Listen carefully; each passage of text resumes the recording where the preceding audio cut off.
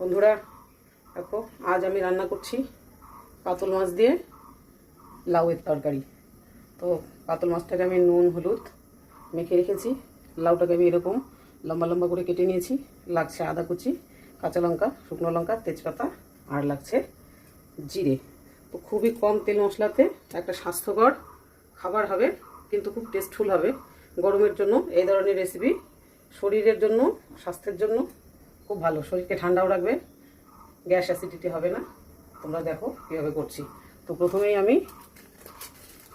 একটু তেজপাতা আর গোটা জিরে শুকনো কলায় ভেজে নিচ্ছি।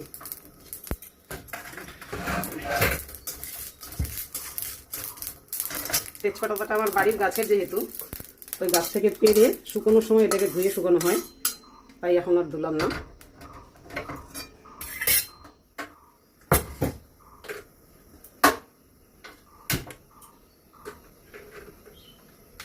এবার কড়াতে দিয়ে দিচ্ছি সরষের তেল।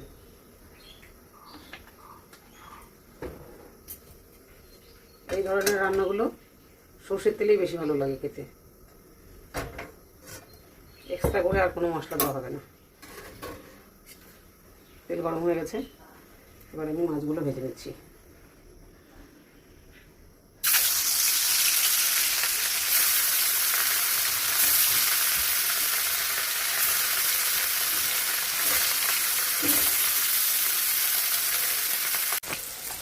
দেখো আমার মাছগুলো বেশ ভাজা হয়ে এসছে, নামিয়ে নিচ্ছি।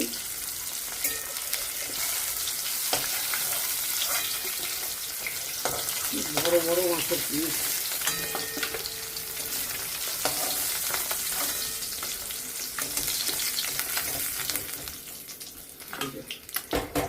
এবার এই তেলেই আমি ফোড়ন দিয়ে দিচ্ছি তেজপাতা, শুকনো লঙ্কা,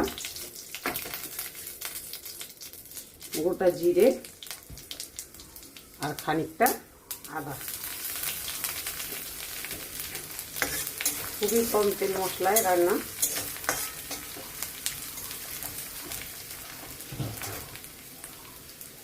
এতে চেরা কাঁচা লঙ্কাটাও দিয়ে দিলাম।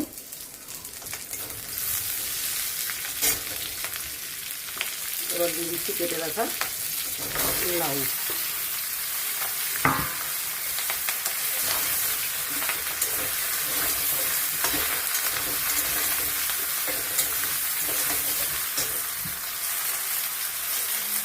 দিয়ে দিচ্ছি, যেহেতু লাউ, খুব অল্প পরিমাণে হলুদ